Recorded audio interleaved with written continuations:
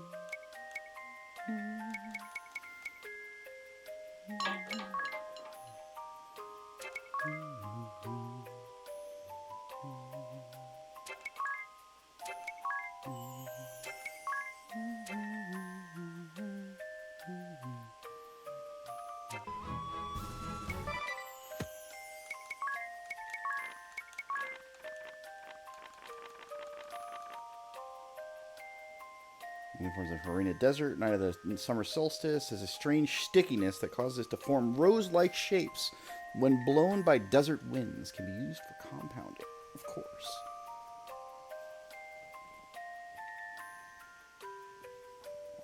And before I forget, I'm just going to take my medicine now, because I will forget.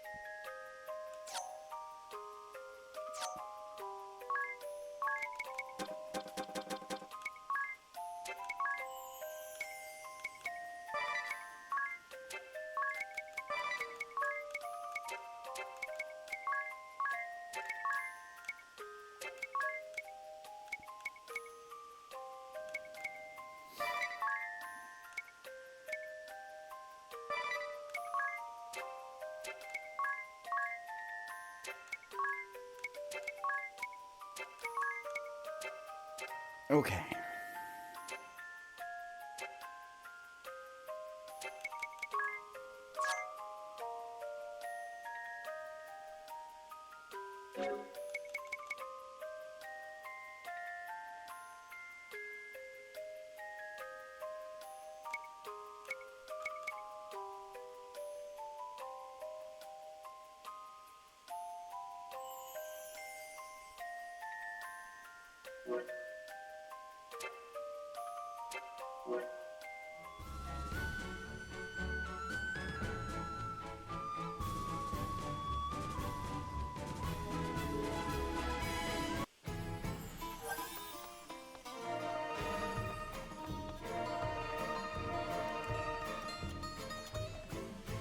Durende nears completion. Seems the restoration of the village is nearly done. Thanks to your hard work, Tiz. Thanks, Anyez. At first, you didn't even have the foggiest idea where to begin. Tiz did not merely stumble on blindly towards the goal of rebuilding Arende. He chose how to grow the village, how to breathe life back into it. Arende's success is thanks to that clarity of vision.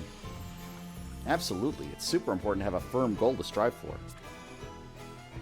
I've always wanted to get stronger, but no amount of good intentions got me anywhere. Then I put a note on my mirror that said, do 100 push-ups, and every time I saw it, I did.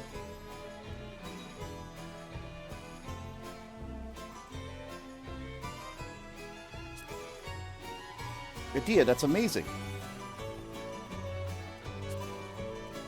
And you've certainly grown stronger for it.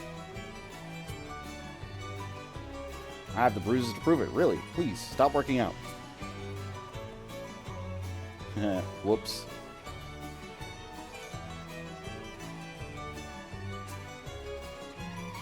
Still, Arende's finally come this far. I couldn't have done it without you all.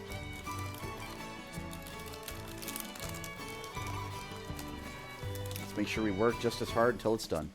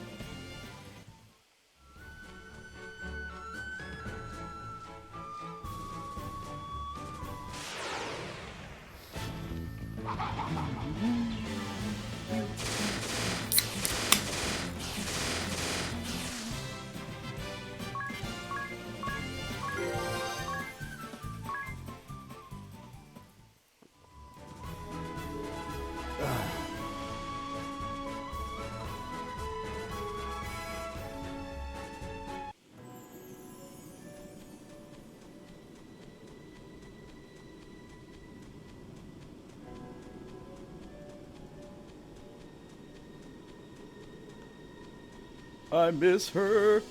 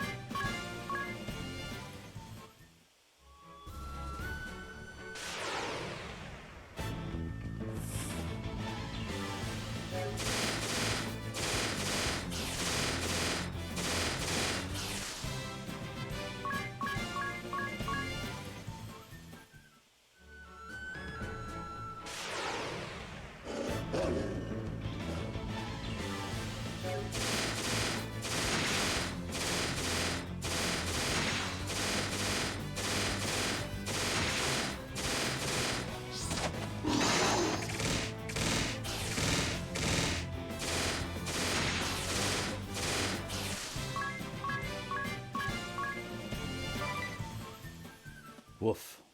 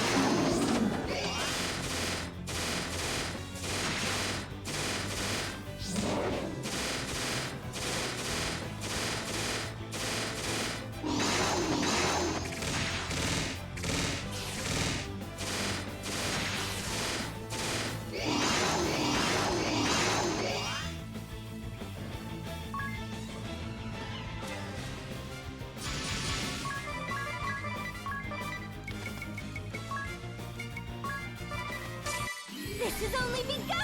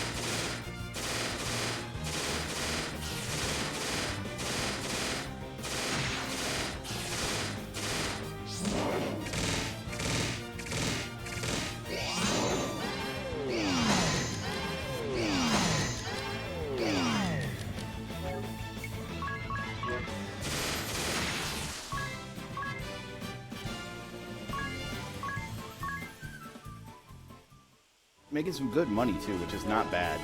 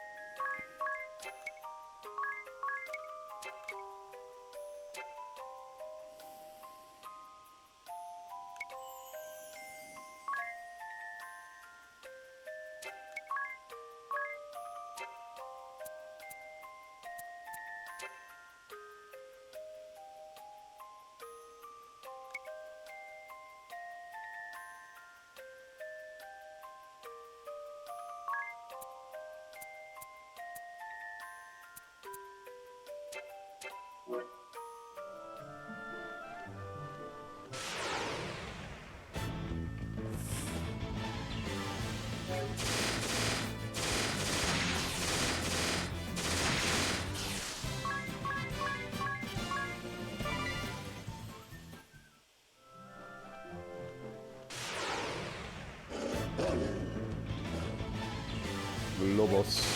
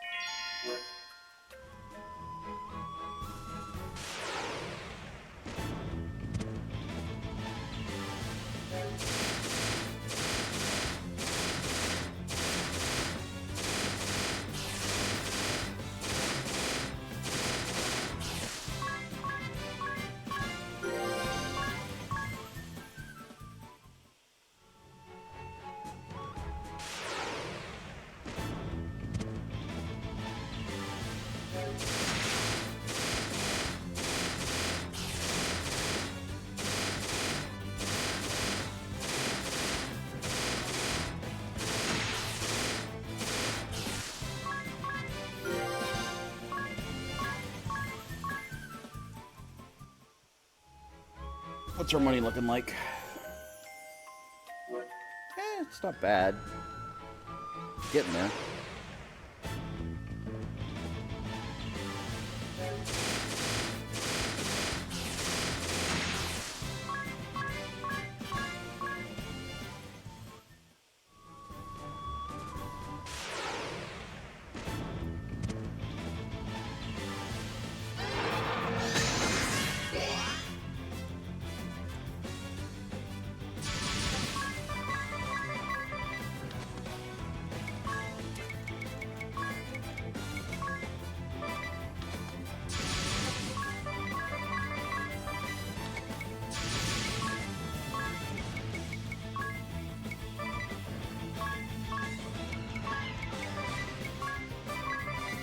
Take this!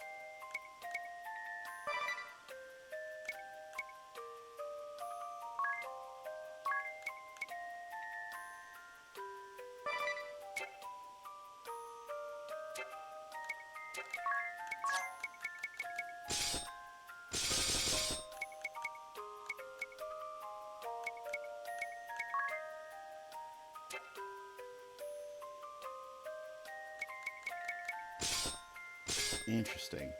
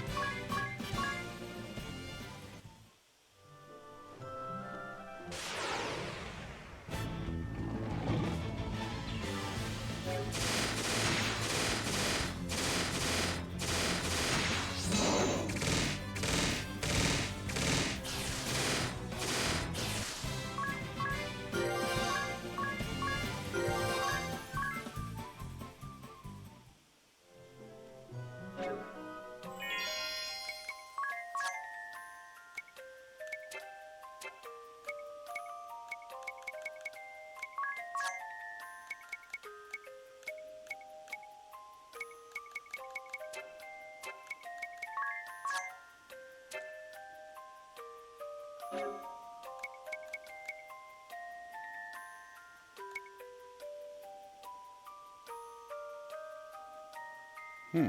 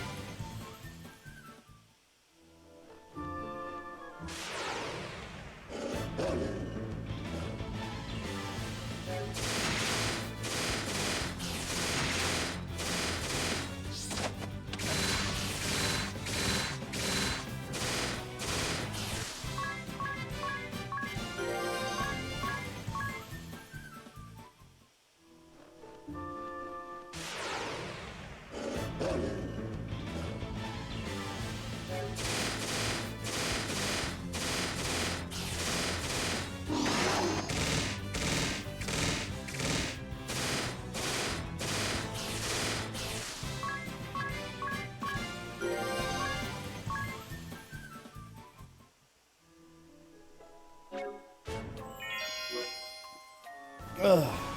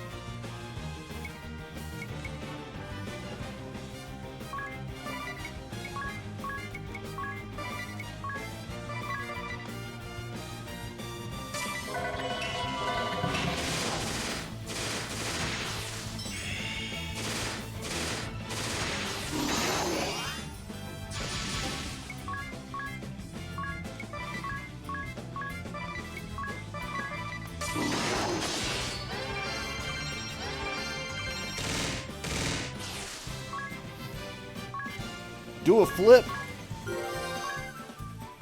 Does a twirl in the air count?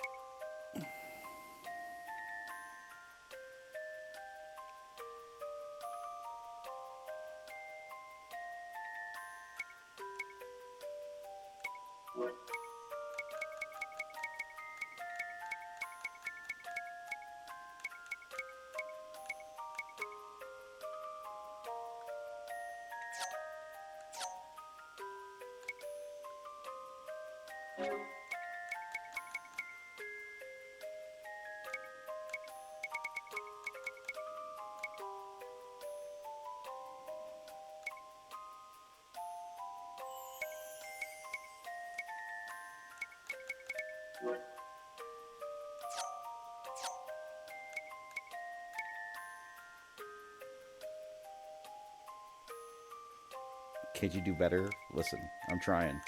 I'm doing what I can.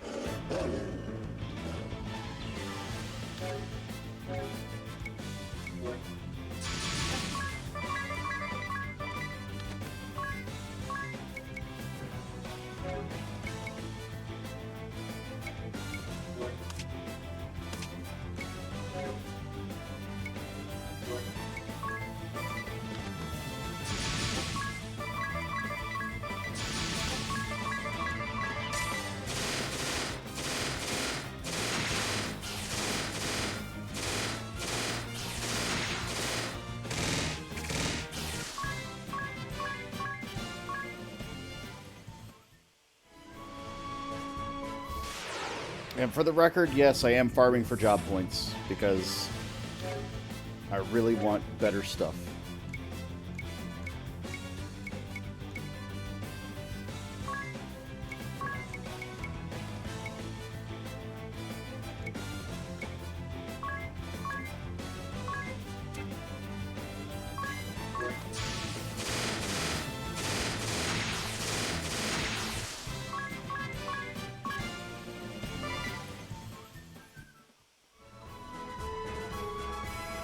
And Ninja, by far, is probably one of the best ones there is.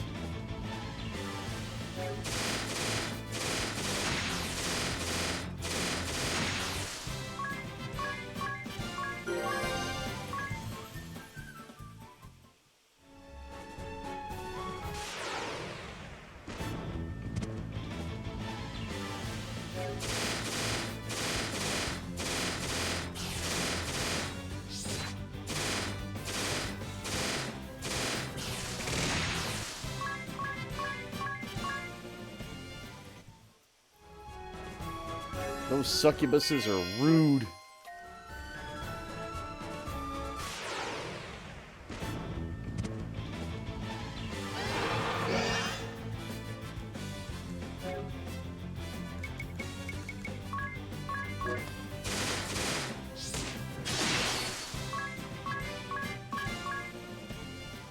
Get countered, idiot.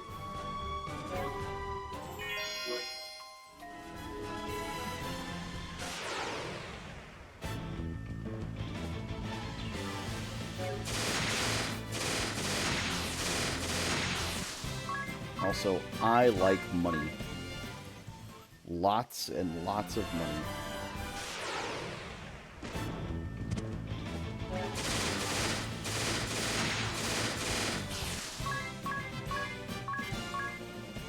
Although I think the game's figured out my plan because it's starting to give me, like, lower level demons for some reason.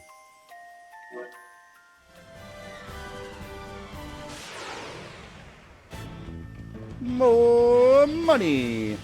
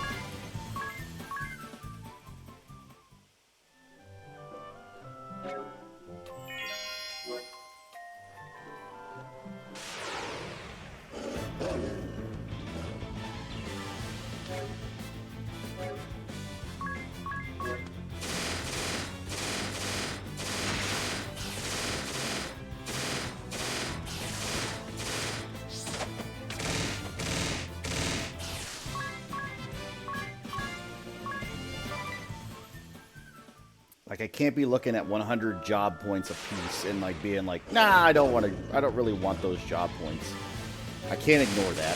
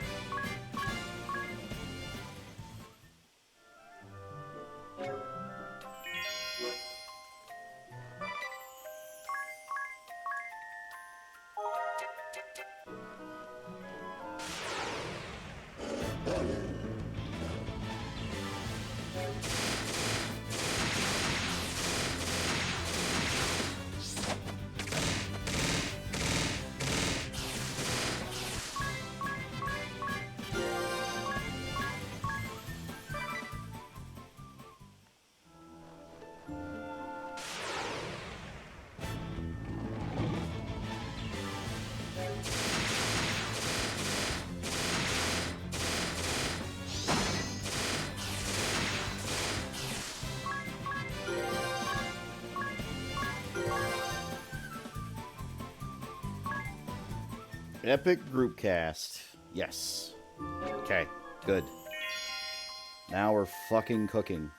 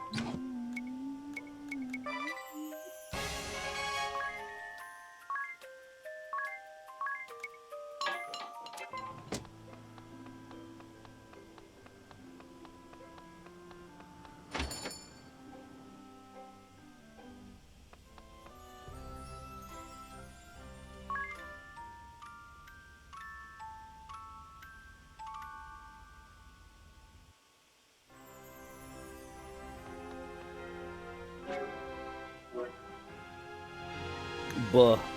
True. Honest and true.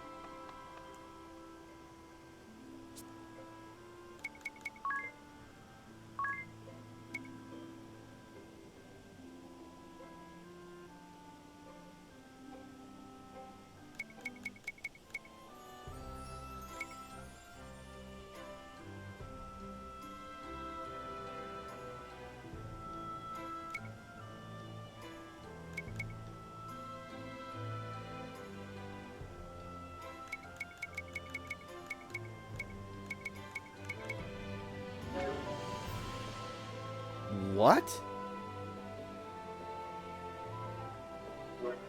Fuck. Man, there better be a way to make, like, huge amounts of money at some point. There better be a fucking way. I am so mad. I'm looking at it, I'm like, you dick. Look at this thing.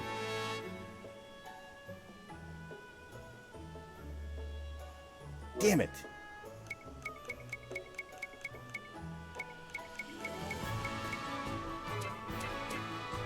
Hold on.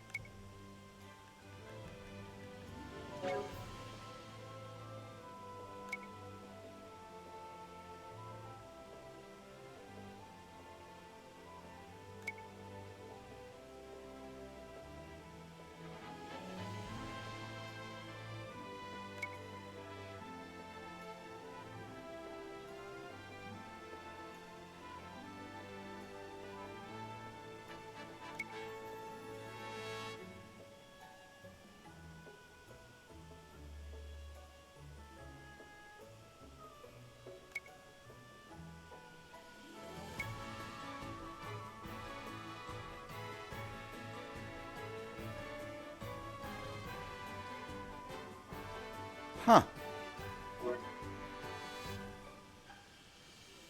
I was trying to see if maybe the job would, like, give me a discount.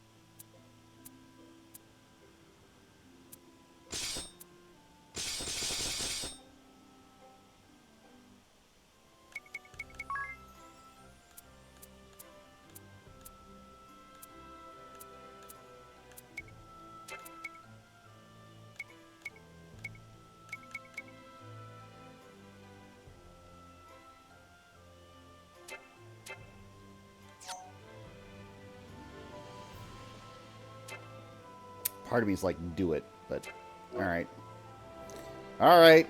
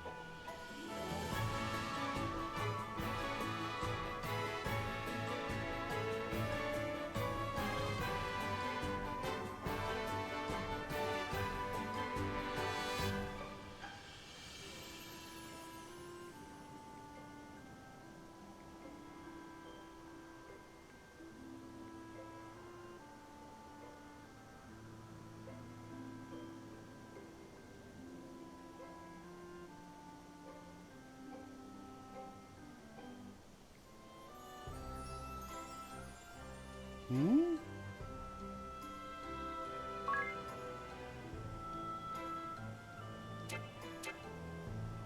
So I'm getting multiple messages flung at me at once, so I'm trying to keep track of everything.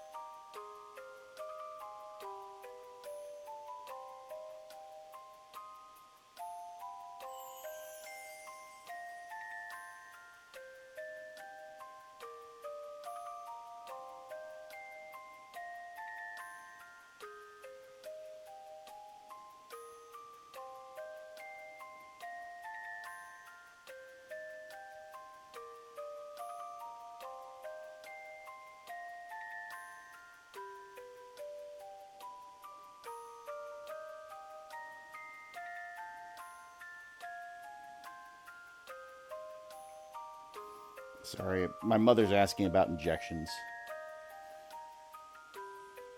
So I've got to, like, walk her through it. She's never done it before, and she has to do self-injections now.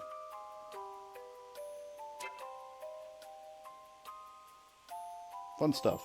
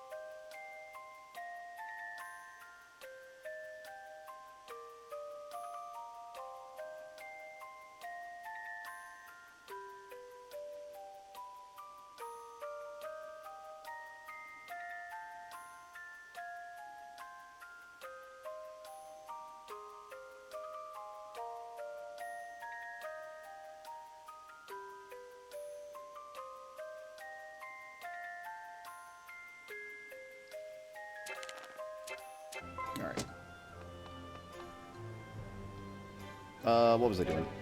Something.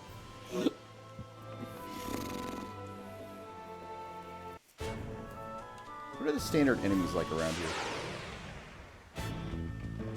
Oh my god. Remember this little dude? Remember those guys?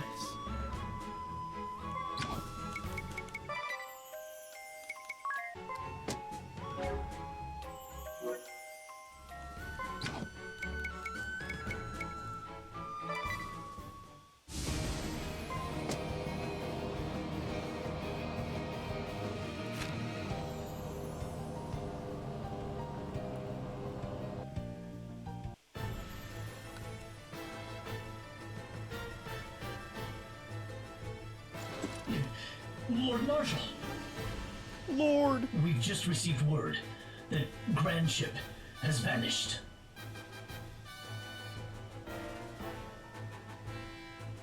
Vanished?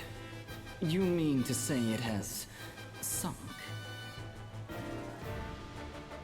We know little as yet, but it seems Grand Ship's inhabitants have evacuated en masse.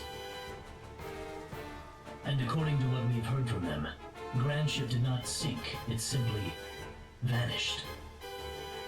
How is such a thing possible?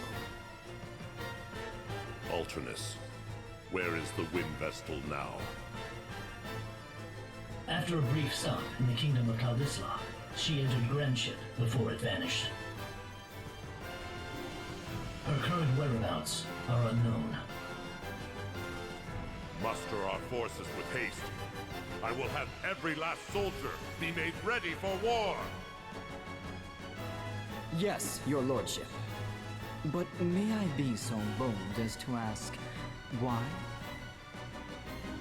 Our land of Eternia is an inviolable realm ringed with lofty highlands. Surely, even one such as the Wind Vestal could not... It is my hope I make much of not.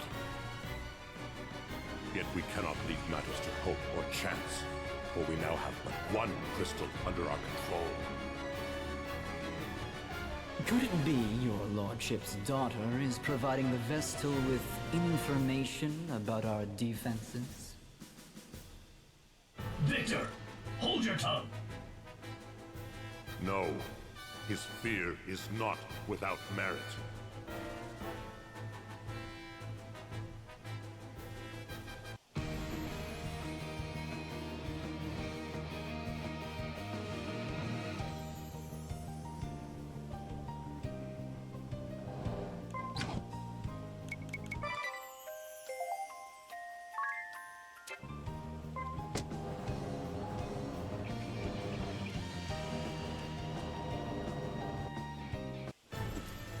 I bring ill tidings. An enormous flying vessel has been sighted over Southmore, and it appears poised to alight there. Ill tidings? I fail to see how such a vague report is anything of the sort. Suffice to say, sir, it's a veritable fortress, far beyond the size of an airship. Could it be Lord Marshal? This is the Wind Vestal's doing. Do you mean to suggest Grand Ship has taken flight? That it has surmounted the highlands that defend our land? How absurd. Spare me your flights of fancy. How do our defenses presently stand? They stand ready for war, as your lordship commanded. And our troops in Frost Peak Passage and artillery at the summit are prepared to engage at any moment. We shall join the defense effort. Victor, is the demon child ready for war? I beg you, call her not a demon child. That is, if you hold your life dear. And whether Victoria goes to war is not for either of us to decide. The decision is hers alone. But is she not receiving treatment as we speak? When she worked her magic upon me, she seemed more than ready for battle. Her fits grow in frequency of late. Is she not nearing her limit? There is no cause for alarm. None whatsoever.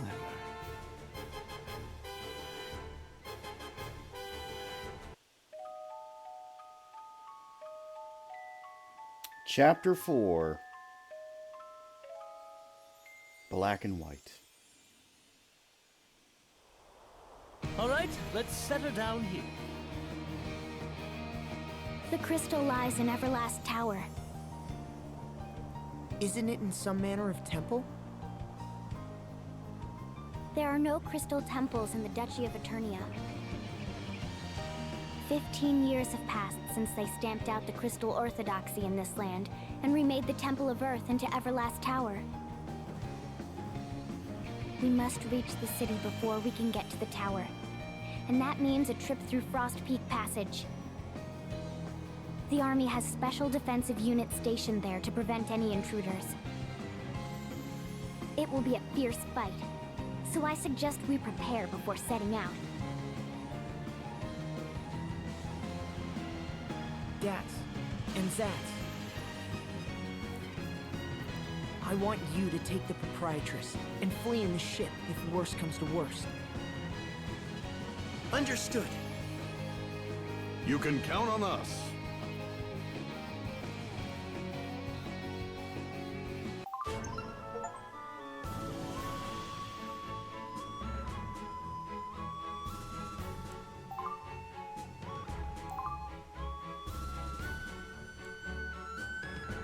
The fuck is that?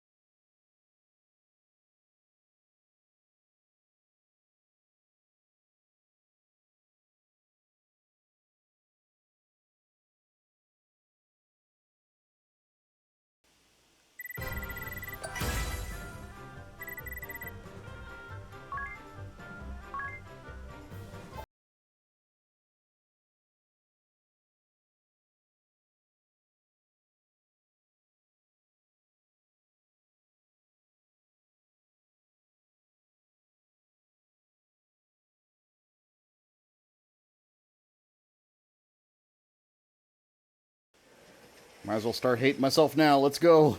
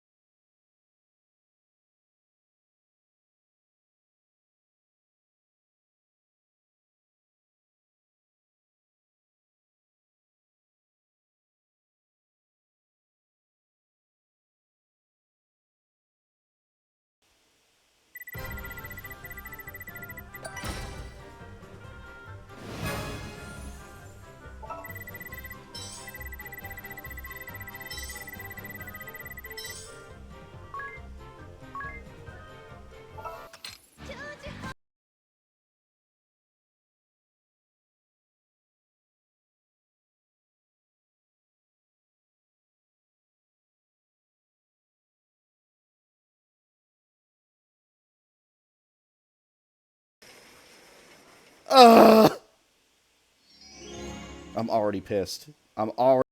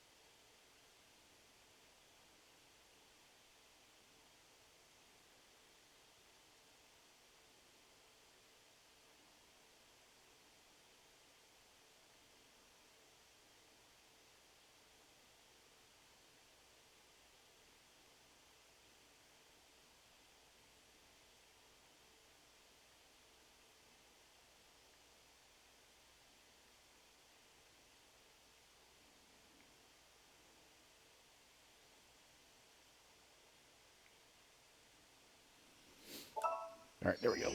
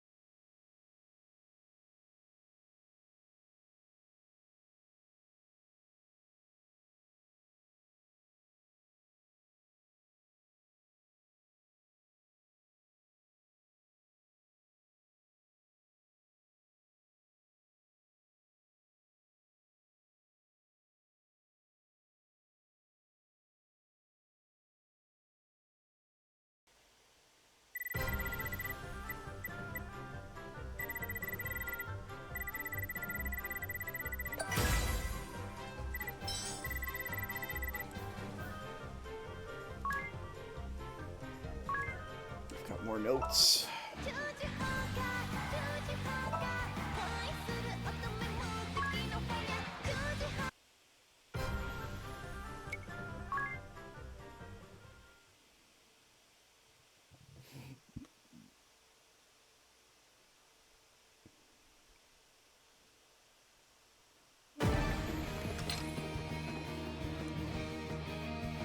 We're gonna fight a dragon now? Fuck. Alright.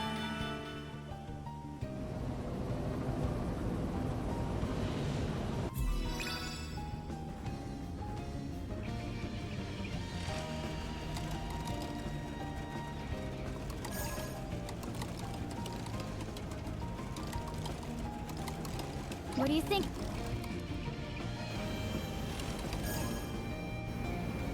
Thank you. Leave it to me.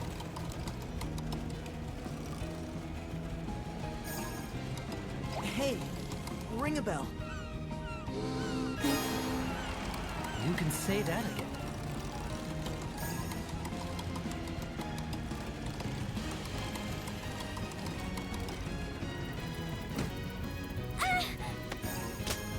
Thank you.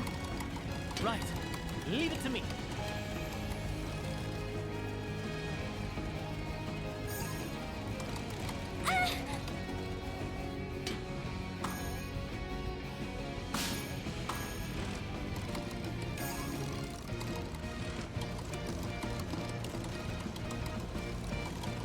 Would you please?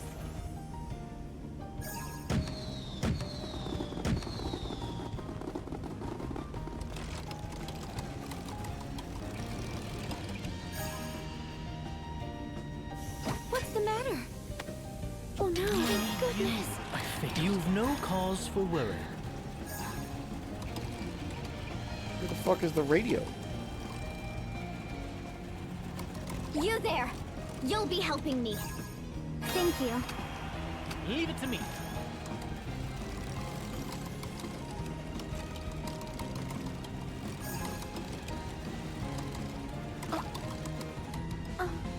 Thank goodness. Leave it to me.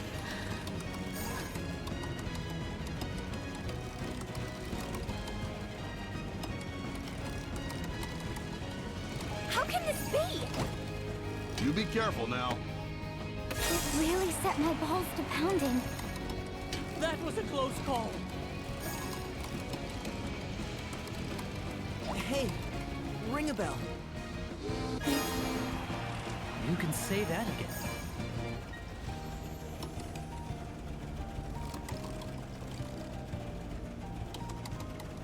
Please.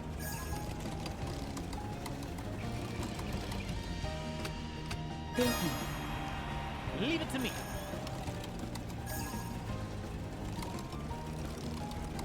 Thanks in advance.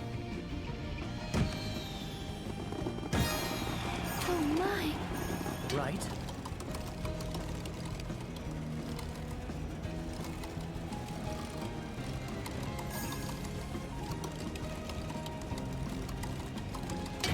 Hold it. We've got company.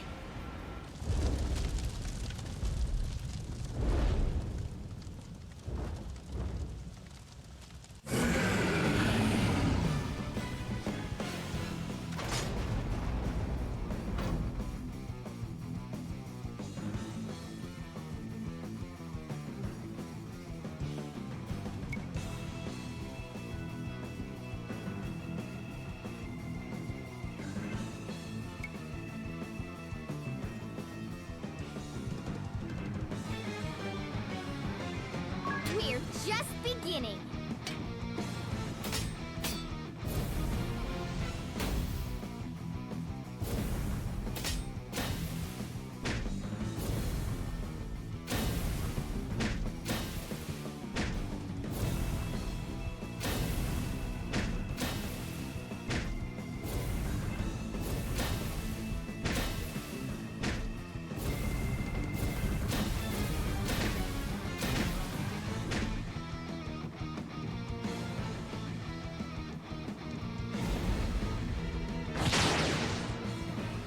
The crystal's blessing.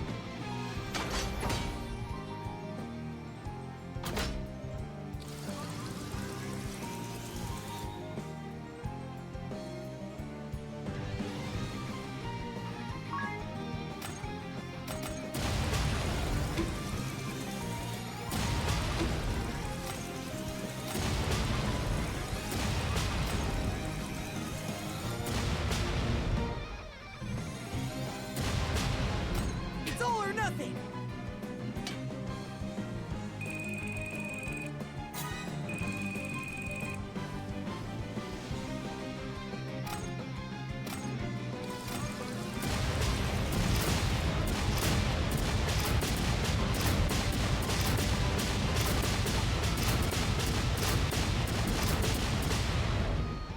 Way to go. Thank goodness. Oof.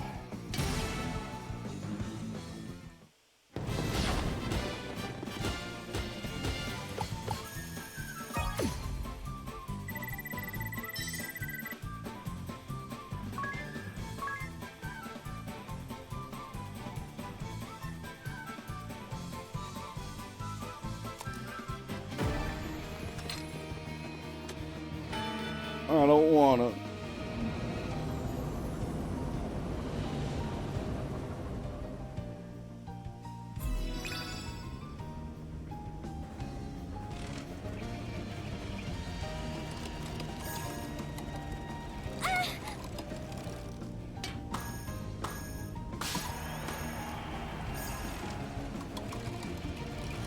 What do you think? Thank you. Leave it to me. Here it comes!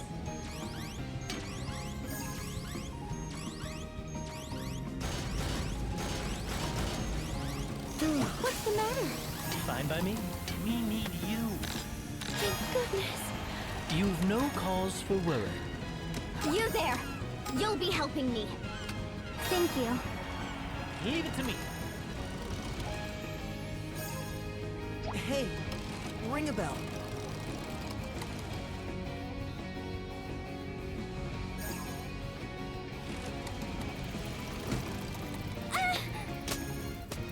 Thank you.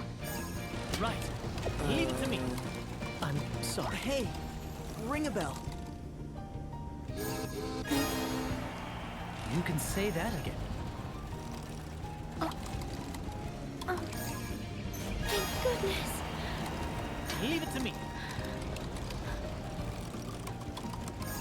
How can this be? You be careful now. It really set my balls to pounding. That was a close call. You there! You'll be helping me. Thank you. Leave it to me. Hey, ring a bell. You can say that again. What's the matter? We need you. Thank goodness. You've no cause for worry.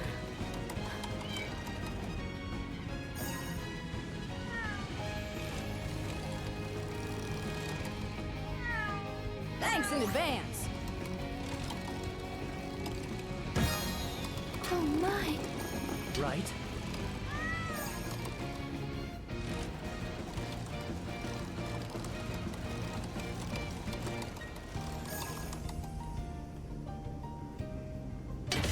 Oh, we've got company.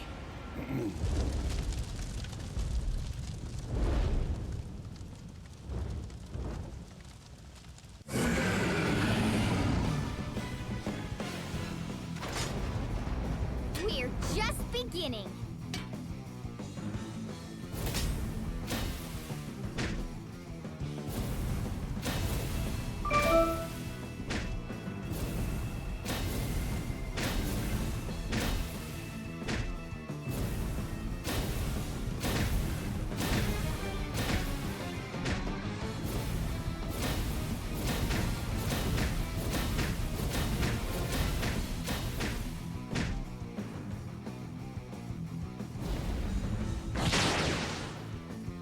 The crystal's blessing.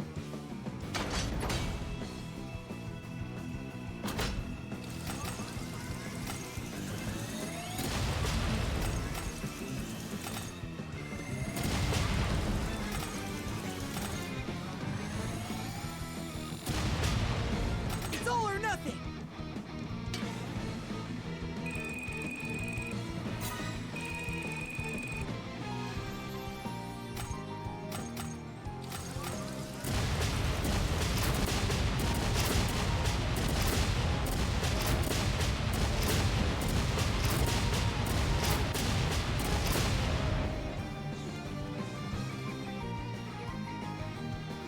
Way to go.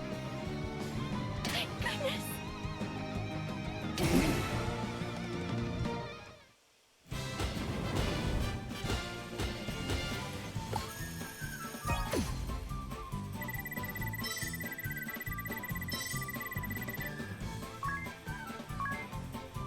Now you know damn well. You didn't know today was Easter? It's totally Easter. All day. I do not want to do expert. I'm doing expert, but I don't want to do expert. I hate it already.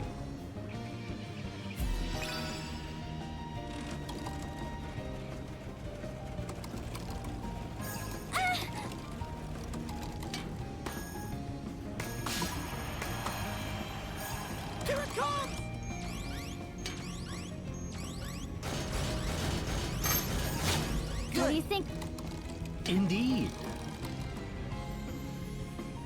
Thank you. Leave it to me.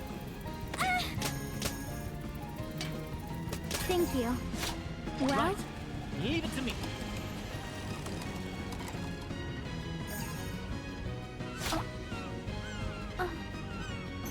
thank goodness.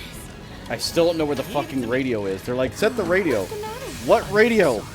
We need you.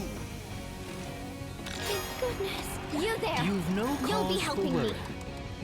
Thank you. Leave it to me. Hey, ring a bell. You can say that again. How can this be? You be careful now. It really set my pulse Hey. to pounding. Ring a bell. That was a close call. Please. You can say that again. Thank you. Leave it to me. The ship won't respond. Shut up! She's out of control. What's the matter? We need you. Thank goodness. You've no cause for worry. Thanks in advance. Oh my. Right?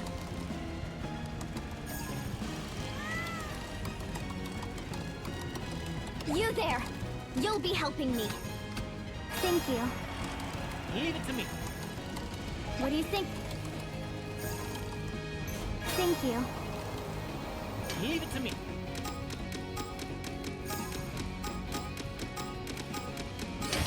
Hold it. We've got company.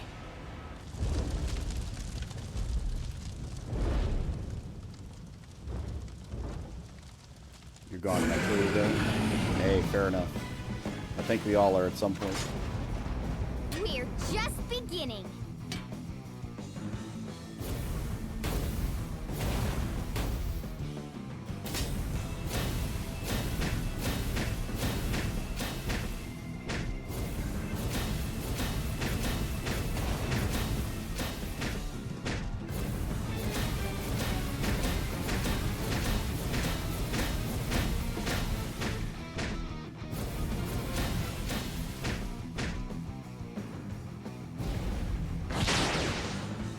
Get wrecked, The idiot. crystal's Okay, cool. blessing. Hang on.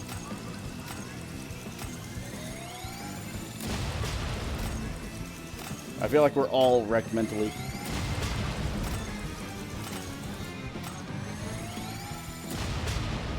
It's all or nothing.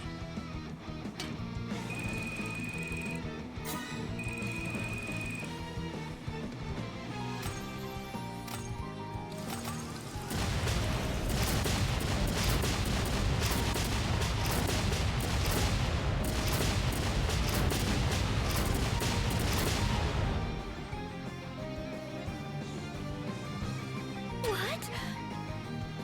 It's over.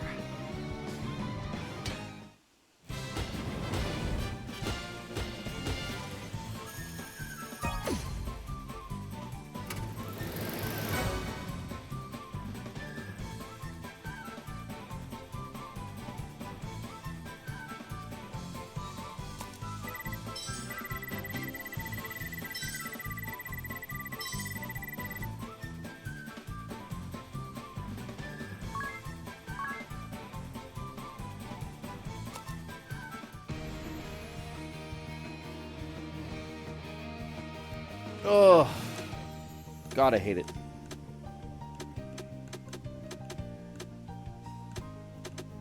Good enough. Honestly, just good enough.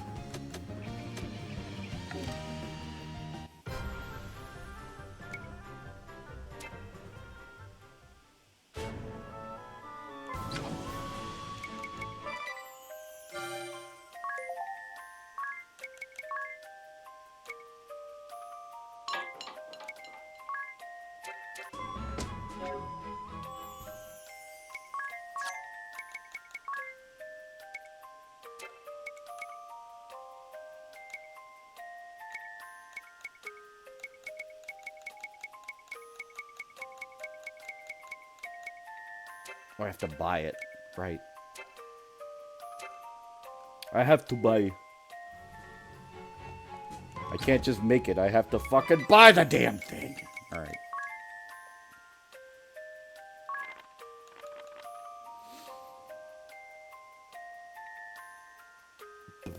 Anya, looking at these pages in a setting sun, cannot help but sigh. It was another dizzying day. We spent another entire day yesterday preparing for our excursion, and this morning set out to meet the duchy at the southwestern lake. The lake is the southern edge of the Caldislan continent. We arrived with no difficulty in terms of directions. I do not know if they did so in anticipation of our arrival, but we could see the airship take off from the lake's surface. The water dripping from the ship fell upon us like rain. As we looked up at the ship, a large man with a garish woman on his shoulder came down from it. They were a ducal monk named Barris and a white mage named Holly. Barris was eager to fight us, but Holly seemed to find the idea tedious and told us to surrender. I told them I did not intend to resist. Tiz was not particularly surprised, but they continued to stare at the two, not letting his guard down for a moment. Barris' reaction to my surrender was understandably disappointed. Although it was her suggestion, Holly was first surprised at my acquiescence. Her expression, however, soon turned dreadfully ominous. Tiz demanded that they promise that I not be mistreated. They laughed somewhat, some menacing answer, but I was too frightened to even hear it. You're my hope. I will not hand you over to these monsters. Tiz's words were the only ones that reached me. I gripped the knife Tiz had given me and prepared to fight. There was wind with a roar, and an overwhelming sense of pressure streaked before my eyes. Barris bore down on Tiz with numerous punches. Tiz crossed his arms to deflect the blows. They should have been painful, but his face and voice betrayed no such discomfort. How about that? It doesn't hurt as much as you'd think. Goes to show, Agnes, how important it is to default. Alright, Barris Lear, do your worst. The taunt was not what I would have expected from Tiz, but it had its effect on the monk. If the white mage tries to heal at all, I keep her distracted with your knife. Or if the white mage tries to heal at all, keep her distracted with your knife, Tiz whispered to me. I followed as instructed and interrupted her spell casting each time. Barris cried out for Holly to heal him, although he was continually reinvigorating himself. The accuracy of his punches seemed to diminish.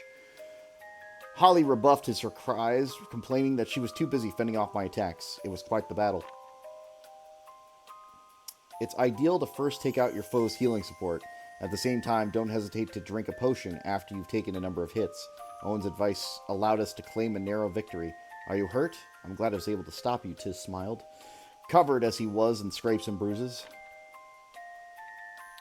I thought I was ready to bear my hardship, or any hardship, in order to fulfill my duty, but when I actually came time to commit to the thought, when Tiz told me in the canyon road that he wanted to help me, I was so very happy. The crystal to which my life is dedicated has been enveloped in darkness, and all of the acolytes lost theirs protecting me. Despite the terrible fate that befell the Temple of Wind, my appeal to the King of Anshine was met with ridicule that I had neglected my duties, and he sent me to investigate the calamity in Caldisla.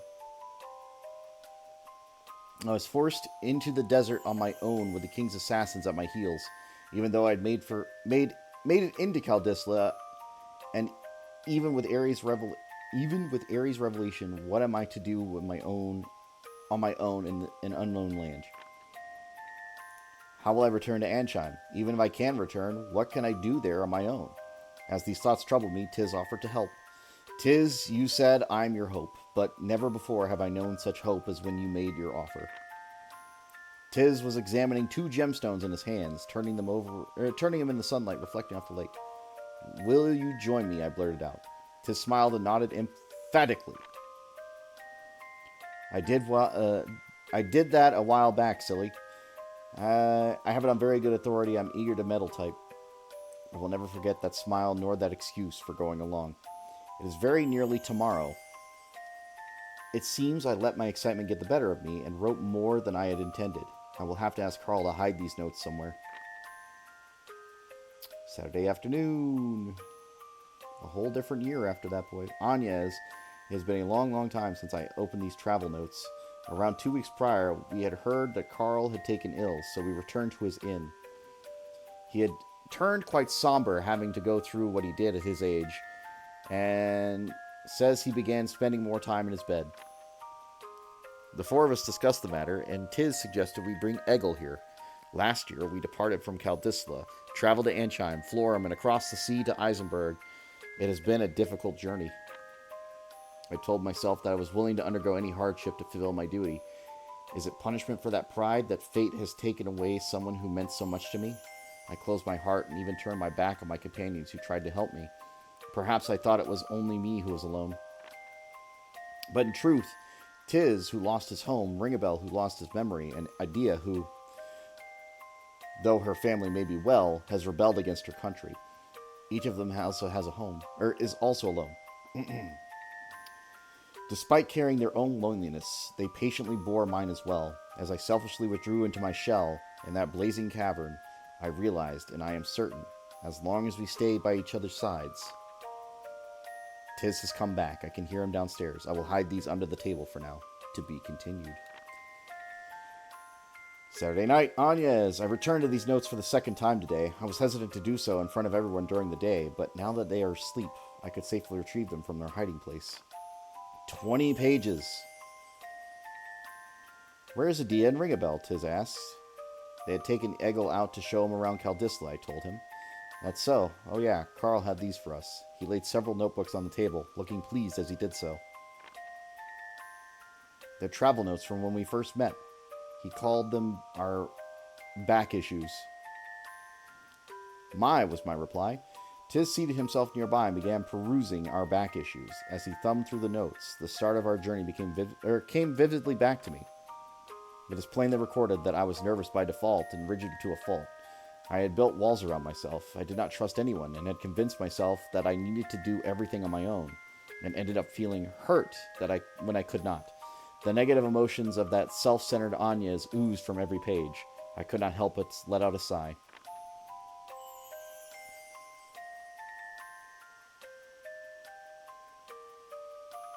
Don't let it get to you. Anyone else in your shoes would have been just the same, Tiz chuckled. Oh, Tiz, think of your own shoes. How can you be so sympathetic to others in spite of what you've been through? He kept on reading as long as I watched him, nodding along and commenting himself as he turned each page. Oh yeah, remember that fork in the canyon road?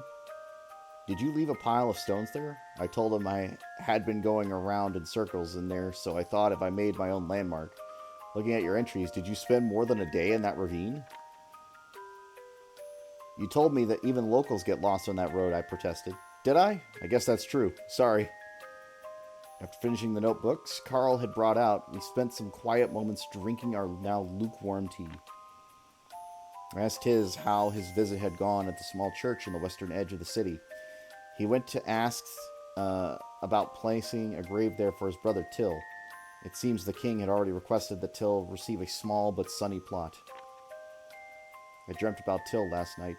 For the first time in a while, Tiz said. He was smiling.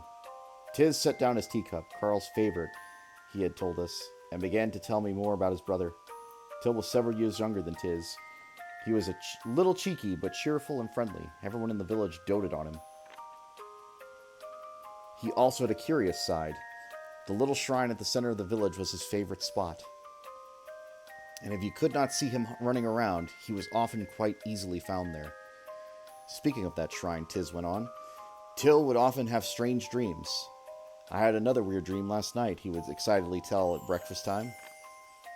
Dreams like, this pretty lady came down from the sky over the shrine, and that lady was on the cliff south of the village, looking really sad and spying on me as I was sleeping next to the shrine. Or more extraordinarily, a big, pure white ship floated down to Narende and brought all these people. Till was always on the run, always tripping and falling. That day was the same. Watch you don't fall, Tiz recalled as he called out, which Till promptly did. And both of them laughed. Then suddenly a giant pillar of light appeared about where the shrine was. Tiz watched as it swelled and swallowed the village, field after farmhouse. The chasm opened up under Till. I caught him by his hand, but he thought I would fall too, and struggled to make me let go, until I couldn't hold on to him any longer. Tears spilled over from Tiz's eyes. In that fiery cavern, when he had held so tightly to Egil's hand. He had gone through all that before. My heart breaks to imagine what he must have been reliving at that moment. At the same time, I cannot express how relieved I am that we could pull them to safety. We're back. Tiz wiped his tears with his sleeve at the sound of everyone bustling in downstairs. I left the travel notes out of sight on top of the chair. Good grief, I don't know how many times I told Egil to be careful not to trip. And what does he immediately do? It's not my fault. I'm not used to the roads in this city. Cheer permeated the dining room. Hey Tiz, did you know about all the other people here call ring a bell, or what all the other people here call ring a bell? Turnus. Isn't that so weird? Don't tell me you were using an alias to pull off some chicanery here. No, at least I don't think so. Not that I remember. He was busy trying to make everyone fall for his Turnus identity. He what? Indeed, and it worked. I fell for him. My son Owen fell for him. We all did. The entire inn filled with laughter at Carl's repartee. Again, I am reminded with these companions that we will be able to face whatever difficulties come beside me. Tiz was nodding off as in agreement. With Tiz at my side, I know it. I didn't get to eat those yet. The quiet of everyone's slumber is occasionally broken by Adia's sleep-talking, and I have to hold my laughter. Tomorrow we leave for Grandship. I will lay down my pen and close these notes. Agnès oblige, Vestal of the Wind.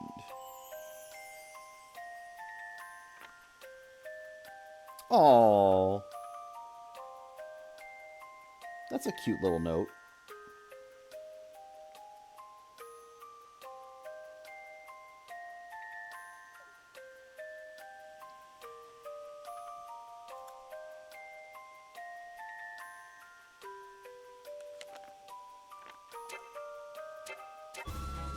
I like that. Now, where the fuck am I?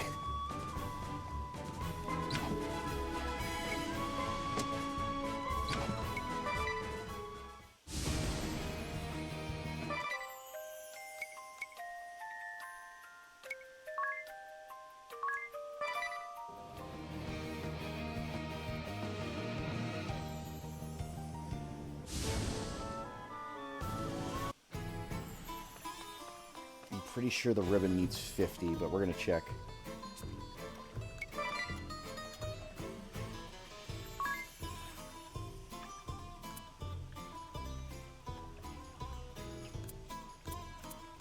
Oh, 30.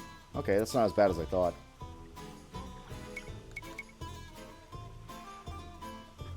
What?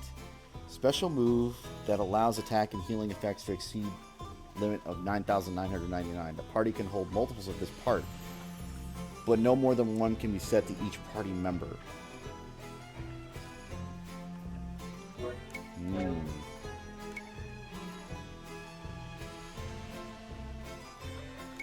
Oh. I mean, I'm not really bothered by the enemies. The taunt, though. That's not the worst. I'm not mad about that.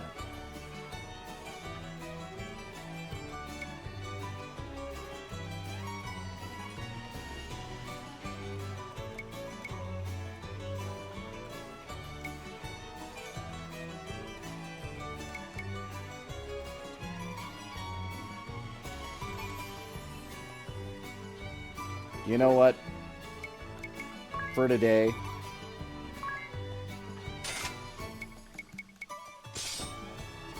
how do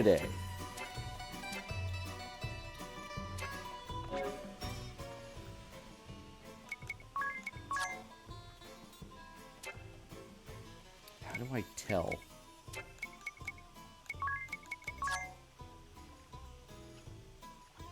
Oh. You know what? Fair.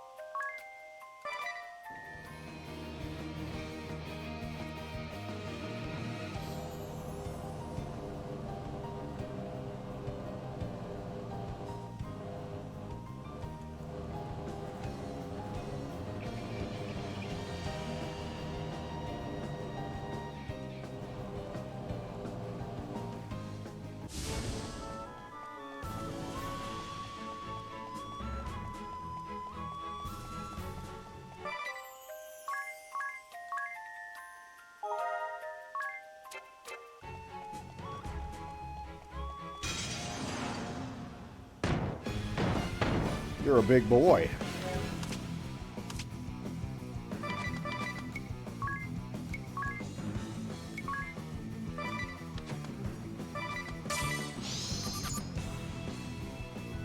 $60,000.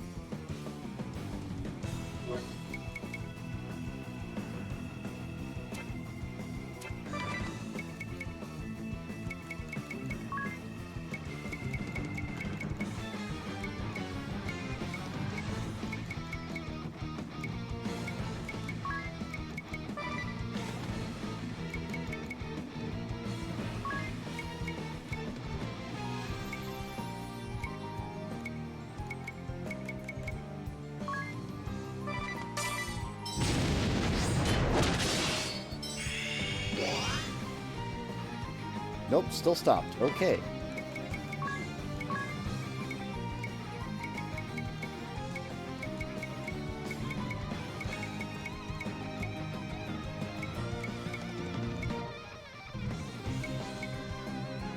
Interesting.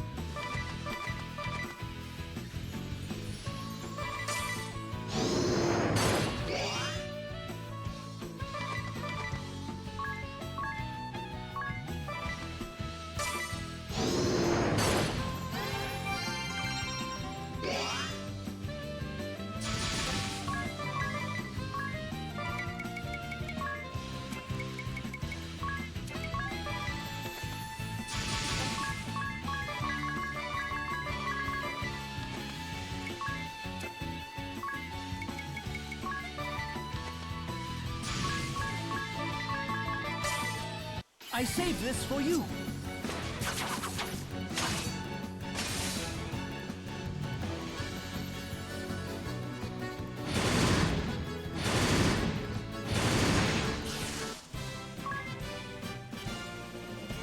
Okay.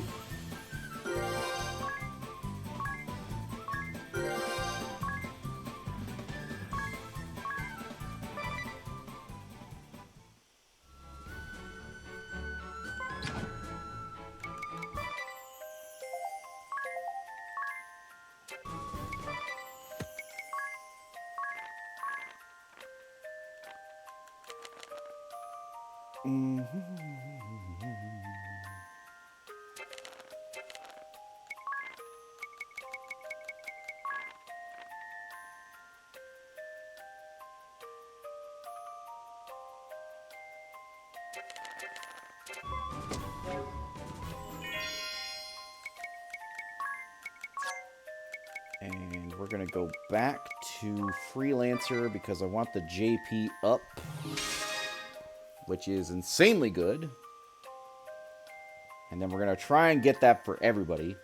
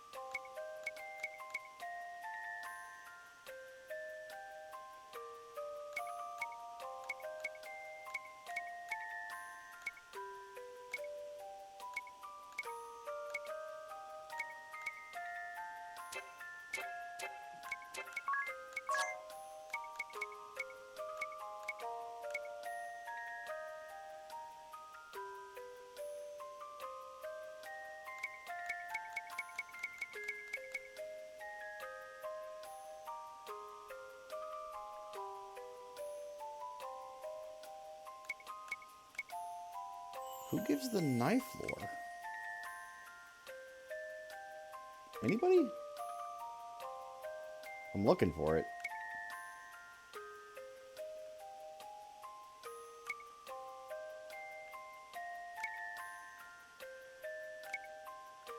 Bow lore.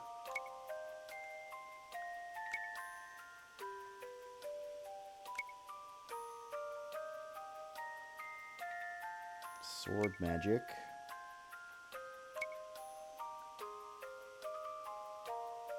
Dagger lore. There it is.